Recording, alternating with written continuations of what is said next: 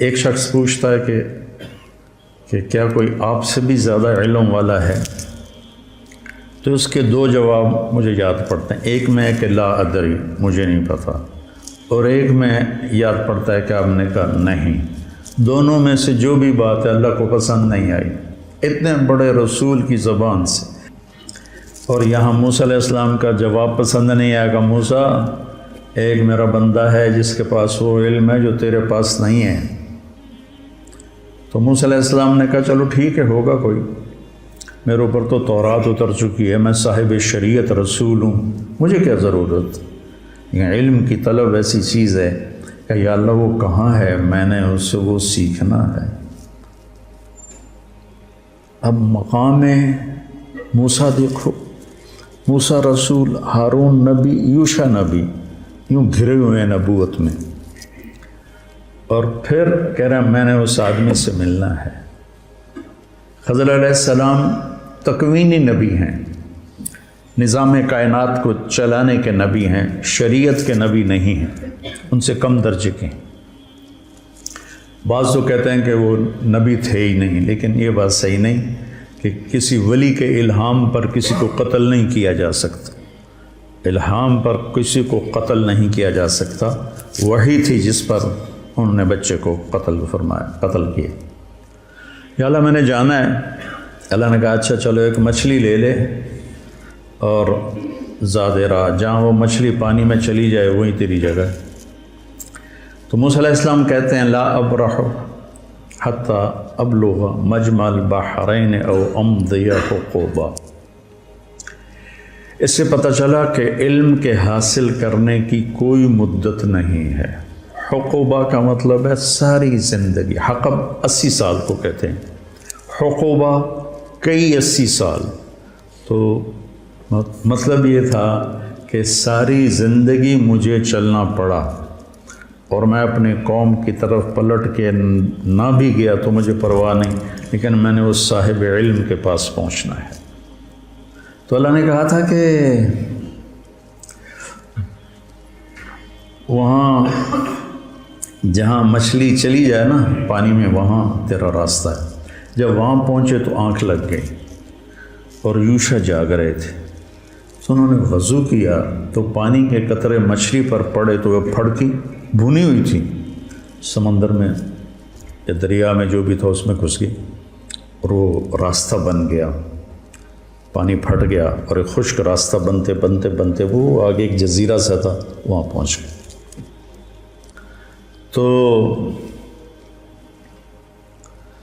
فلما جاوزا، جب وہ آگے چلے گئے، 24 گھنٹے آگے چلے گئے تھے، ایک دن ایک رات. قال لفتاہ آتنا غداءنا لقد لقینا من سفرنا هذا نصبا.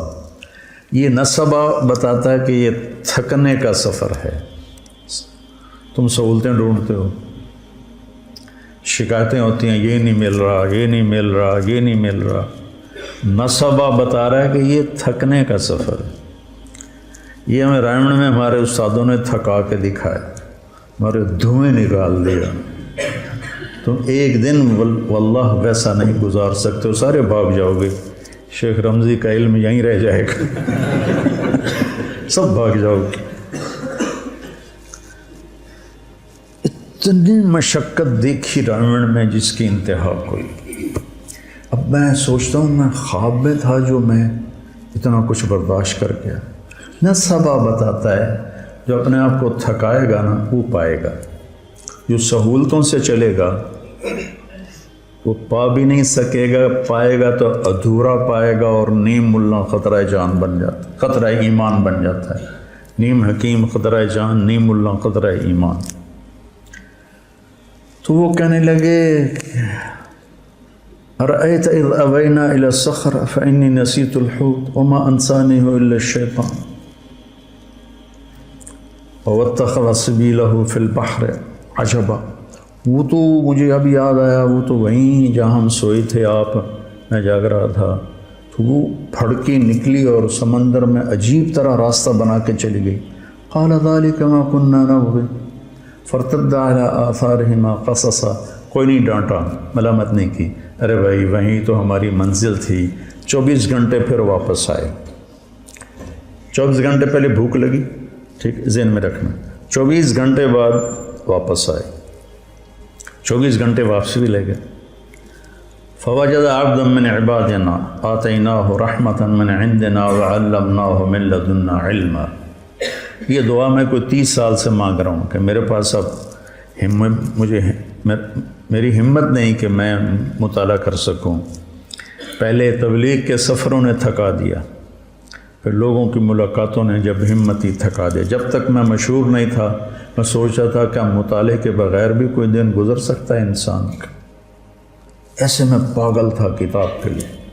جو کچھ میرے پاس چند کوڑیاں ہیں، یہ پرانی کوڑیاں ہیں، وہ جو اصحاب کہف کے پاس تھی نا وہ لے کر گئے تھے بازار. میرے پاس نیا کچھ نہیں ہے، پڑھا ہی نہیں جاتا. ابھی بھی لیٹے لیٹے یہ مضمون ذہن میں آیا تو آپ سے آ کے بات شروع کر دیں. تو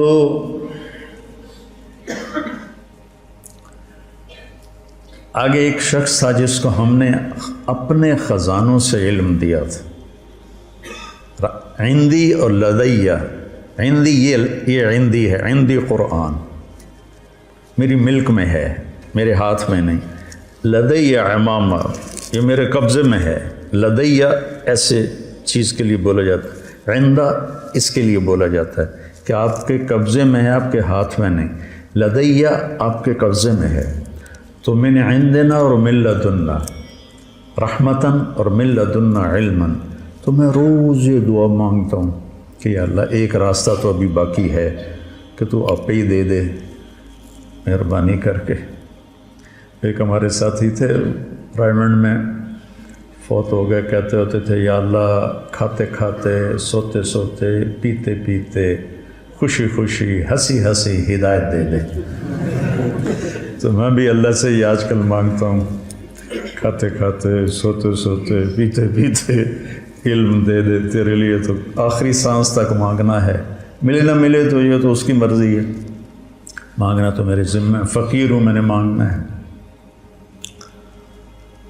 تو آگے وہ ایسے چادر لے کر لیٹے ہوئے تھے، سر پہ چادر تھی. تو انہوں نے کہا السلام علیک. تو انہوں نے جواب دینے کی بجائے بڑے تنک کے کہا، یعنی بڑے تند میں، انا بارضک السلام. یہ تجھے سلام کرنے یہاں کون آ گیا؟ چادر بھی نہیں اتاری سر سے.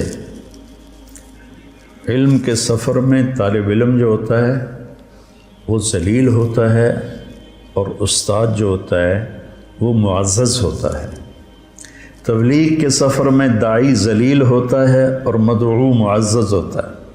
میں کتنوں کے شرابیوں کے پیر پکڑے، کتنوں کے گھٹنے پکڑے، کتنوں کے آگے ہاتھ جوڑے، منتیں کی. تو انہوں نے کہا میں موسیٰ ہوں. کہ کون موسیٰ؟ کہ بنی اسرائیل والا. کہاں؟ پھر ایسے چہرے سے کپڑا اتارا. نہ پانی پوچھا، نہ روٹی پوچھی. مسافر ہیں، آؤ بھائی بیٹھو، کچھ کھاؤ گے، کچھ پیو گے؟ کچھ نہیں. اور موسیٰ علیہ السلام نے بھی نہیں کہا جی بھوک بڑی لگی ہے تھوڑا جی روٹی تو کھوا دیا، پہلے ناشتہ کر لے بھی پھر سبق پڑھیں گے. ہیں انہوں نے بھی اپنا مدعا رکھا. هل اتبعک علی ان تعلمنی مما علمت رشدا. حل کتنی تواضع کا لفظ ہے. وہ کہتا میں موسیٰ بنی اسرائیل ہوں، میں صاحب تورات ہوں. تو خضر صاحب تکوین ہے، لا جو تیرے پاس ہے مجھے دے. حل کیا آج چاہیے. سبحان اللہ. حل اتبعک. اتبعک آپ کی غلامی اختیار کر لوں. اللہ ان تعلمنی، یا کو بھی مٹا دیا، اپنی ہستی کو مٹا دیا. مٹا دے اپنے ہستی کو اگر کچھ مرتبہ چاہے کہ دانہ خاک میں مل کر گلو گلزار ہوتا ہے. الا ان تعلمنی، تعلمنی بھی تو کہہ سکتے تھے.